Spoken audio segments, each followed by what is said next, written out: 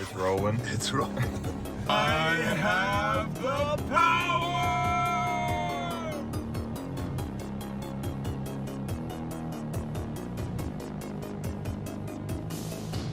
Welcome back, watchers. I'm Craig. I'm the Bean. We just got done watching Masters of the Universe. Got the cookout trays. Now it's time to answer the question, was it worth the watch? I'm going to give it a big ol' hell yeah.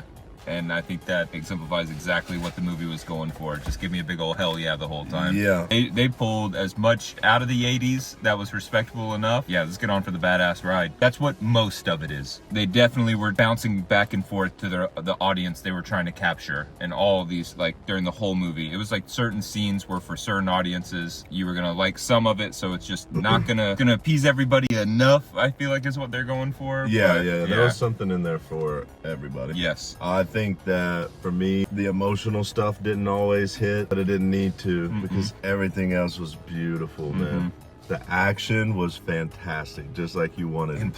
And plenty of it. And lots of it. The I thought that same soundtrack, thing. Yeah, yes. music, all the right stuff. Yeah, just what you wanted to be. CGI kind of spotty in some spots, but really good in others. We'll do the tiger. We'll start there. We got the tiger and Skeletor. My boy looks sick. Everybody in this movie goes to the gym on a regular basis. And they're all roided to the gills. So, plot, there's a lot of it, and you know, it's one of those tough things. You got to bring in a new audience, so you got to give some form of creation of all of the world and everything like that. I think the big, a topic point is going to be that modern inclusion. Why did we ever leave Eternia? Really, what's the point of all of that? And some people are going to like it because it does bring that modern edge to it that it needs. It has to be brought into the 21st century. But I don't know.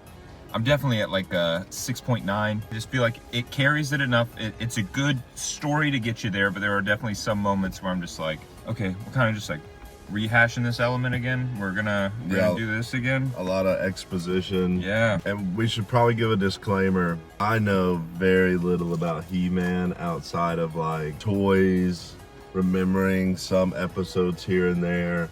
And I feel like you actually watched the show. So the hardest part for me is I watched it as a kid. This is the thing. It came on Cartoon Network, had a great series of it. That's where it all started. I told my parents, and my dad was like, "No, you haven't seen anything." And so he showed me the 80s like version of it all. But it's all that stuff. It's in my kid memories, so it's not as like relevant in terms of character names and all that kind of stuff. But I know the feel. I know what He-Man needs to be. I know what it needs to show. I think it got there for the most part. But we'll dive into more of that as well. What did you think about the plot, though? Give it what number would you give it? What rating would you give it? I'd give it like a 6.5. I don't know a lot about it, so I'm kind of glad that they at least gave some kind of backstory. I know that he gets his power from Greyskull. I know the chant. I know who most of the characters are. I can recognize them. They nerfed Greyskull pretty hard. Not gonna lie, I'm just gonna throw that out there. I don't feel like that's a spoiler. They nerfed Greyskull pretty hard. What? Yeah. So this is a building. How do you nerf a building? What do you mean? Like he didn't use his like full power. They didn't showcase what Greyskull really means to Eternia, I think, the right way, like fully. They definitely, we'll just leave it at they nerfed Greyskull right now. Yeah. Not totally sure what that means, but I'll take your word for it. I just don't want to explain all of it. That's fair. Diving a little too deep. I kind of touched on it in the opening. It tried to give you a lot of emotional moments. Sometimes too many after each other. Yeah. It kind of jerked you around a lot, and you didn't really get to spend the time to process one before you're just on to another. And none of them really landed like I think they wanted them to, because this movie had a very cartoon feel, which I think is good. I think they tried to stay true to what the comedy and the lightheartedness, but also Skeletor had some moments that were pretty dark, and honestly the mix of also the like goofiness almost made it even more eerie. He is legitimately pretty maniacal, but also is a goof. I think we'll have to dive into the next section, because I want to give Skeletor all the time that he deserves. I definitely think he stole the show. Like, I mean, absolute aura on screen. I think there are like 3 versions of Skeletor that people know. Okay, hit me. There's the evil, like the villain. There is meme Skeletor. Mm-hmm. And then there is the parody, the robot chicken-esque Skeletor. Okay. Because the meme is still, and I feel like the kind of robot chicken aspect is like bringing that meme to life, even though robot chicken was first before the memes and all that. But that kind of style. So there are 3 versions of that, and I think they just crammed him all together and said, we're gonna give you every version. And thank God they did. The memory sequence was genius. Yeah, but just a whole merge of all of that. But very troll. I mean, especially his introduction, him being introduced, they didn't mess. They took so long before you got to that comedic break aspect that's in every kind of like blockbuster action movie now, that you can't be serious the whole time. You have to cut it somewhere with, that comic relief. They waited enough. I'll give them that. I mean, it was just, as soon as he arrived, I was like, oh, here we go. And I love also that Skeletor is just, he's got so many cronies. And he's just he's just, you do this for me, you do this for me. Yeah. I'm just gonna laugh. He loves to laugh. Yeah. And I'll give him this. On one hand, there is a strong part of me that doesn't believe that Jared Leto necessarily needed to be in this movie. I mean, maybe he just, above all else, just got the essence of Skeletor more than anyone, and that's fair. The dialogue, and script and everything. But it doesn't sound like him at all, obviously, and it's definitely not him doing the actual acting. There was maybe one time, I thought it'd be a spoiler to tell you, but there's maybe one time they actually used Jared Leto. Whoever played him on set, that dude is jacked. I don't remember his name. That guy, he killed it. The mannerisms were great. Yep, yeah. Kojo Ata. All the presents you need from someone like that.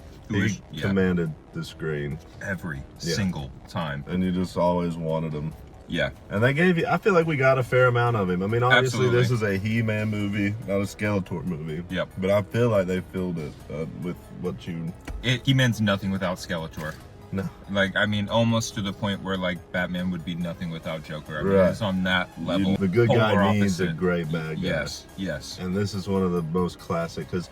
And I think Skeletor stole the show, but I think He-Man did very well. Some stuff was a little corny, but I mean, a lot of that's in the writing, man. And you do have to remember, we're talking about a show for teenagers, and I think it kind of landed right in that world of interesting and cool enough and action-packed to appeal to older audiences, but it definitely allows a younger audience to enjoy it. 100%, because he's had to have that. He's a meathead.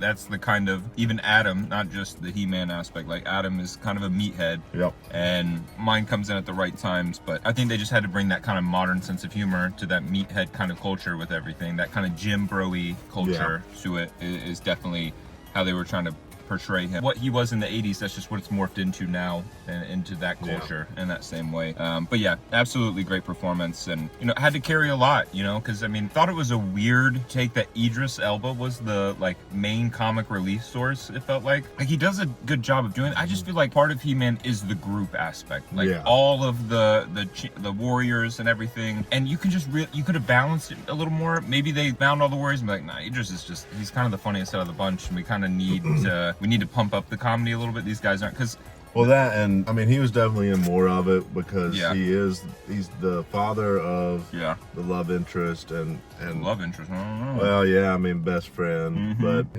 he's the father of what was her name? Tila. Yeah. That, and he was played up as the head of the King's Guard, so kind of the right hand man to the king. Yeah. He helped with Adam when he was younger. It made sense. But you're right. I mean, the best moments, I think, were when they're all together. Yes. Besides the fighting, clearly. Because that, I mean, again, I just can't stop drawing it back to how good the action was. Especially that final fight. It was done so well. And when it clicked, I was just like, okay, we're getting the full thing now. Here we go. Here we go. Because it just goes back to, he's got the cronies, He doesn't have to do anything else, but when the time comes, he's ready to go. Any honorable mentions? I want to give a shout out to Kid Adam. I think Kid Adam did an excellent job. It is it's tough. Kid acting is tough. Kid acting is super hit or or Yeah, miss, man. super hit or and miss. they can really tank some important stuff and make you just fall out of it early. I agree. Shout out to Kid Adam. Kid Adam. Yeah, way to go, man. Boy's got a bright future. He does. Before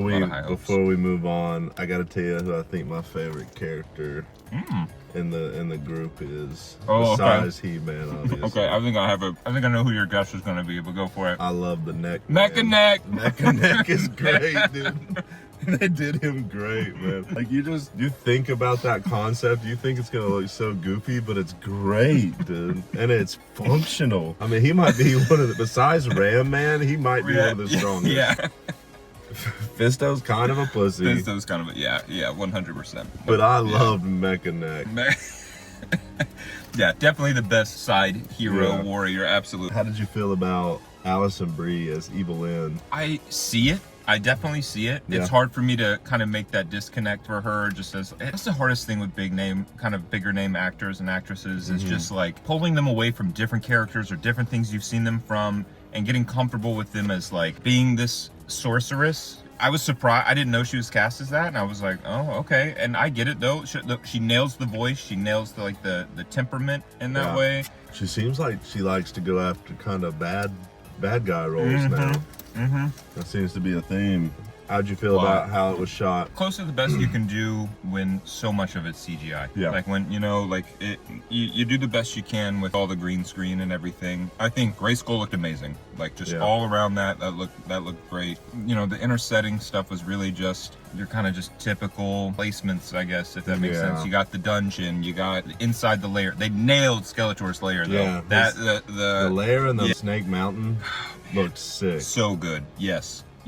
And I think most of Eternia looked good from they got what wide shots and setting placement. I think the only one that really kind of stood out to me as not great, it was the jungle stuff. Just very oversaturated. Yeah, I think they nailed Eternia's like futuristic, mythical mix really well. I mean, does it well enough. I want to put it at like a 6.5, maybe even being a little too generous. There were some cool shots, and especially, when you get the sword and the I have the power, like that was perfect every single time they did it. I think I'm right there with you. I'd go even a little lower, maybe. 5.8. I could meet you there. I love that they stayed true to the characters' looks. Some of them worked great on screen, others not so much. The two most important people both looked fantastic.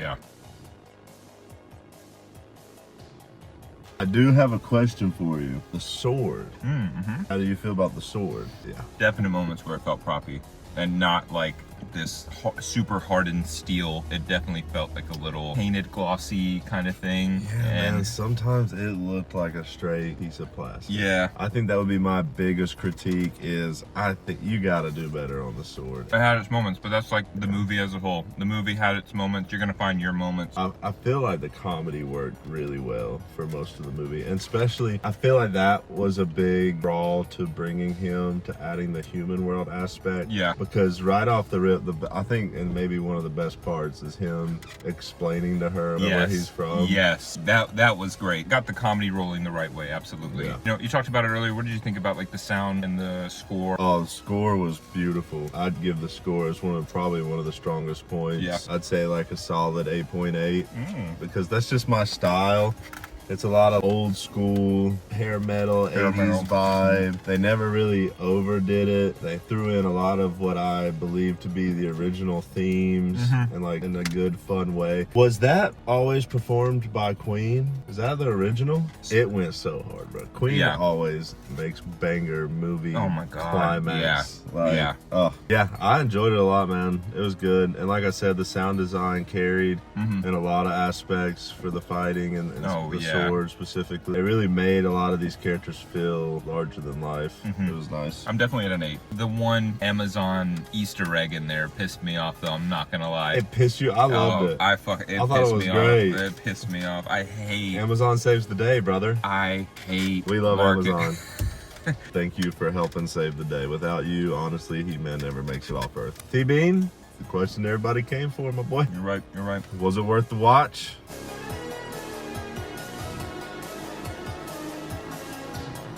Run to the theaters. Whoa, you went high. Okay. I fucking loved it. Yeah. Dude. Oh shit. I do think it needs a It big got screen. me hyped. Yeah. And boy, let me tell you something, man. We were pretty close, not too close. I think we were perfect, man. Yeah. You lean that seat back just a little. Mm-hmm. Yeah. And just lean that bad boy back, brother.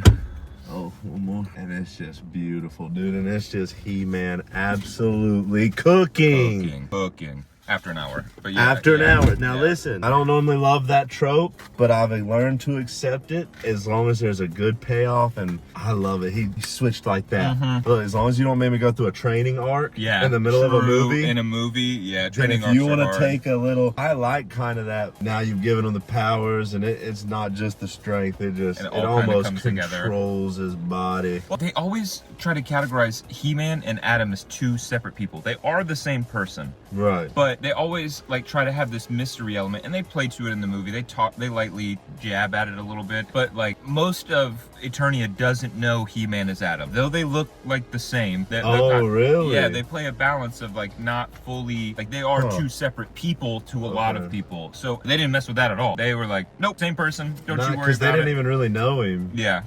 Now, I'm guessing that never happened in the Not to my cartoon, knowledge. right? I don't ever remember him going and people to just modern Earth. Always knew him. Yes, they nailed the aspect of like Skeletor coming and like taking Eternia. Like that happens. That is bound to happen in the story. I would just love to just see Adam grow up in Eternia. It would have been fine. But like I get putting him in the real world to give him this modern comedy sense and keep bringing up HR in the corporate world and that kind of balance.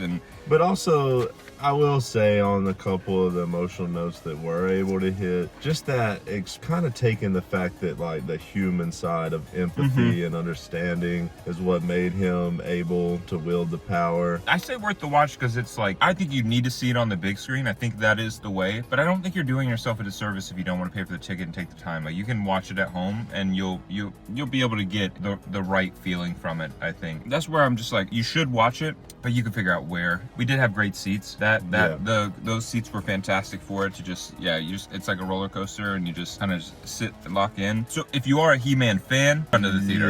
Run. Like that is like do it. Even to my degree where I don't know a ton of the lore, but I do like the concept and I do know who these people are. Someone who's like fresh into it, honestly, like I think they give you enough backstory to just get right into it and just enjoy it. If you're a fan of fantasy action, if you're a fan of He-Man, if you're a fan of classic style cartoon stuff, I think it's definitely worth getting out to the theater for. I want to take a nod to something you told me or showed me earlier, just the director's animation background.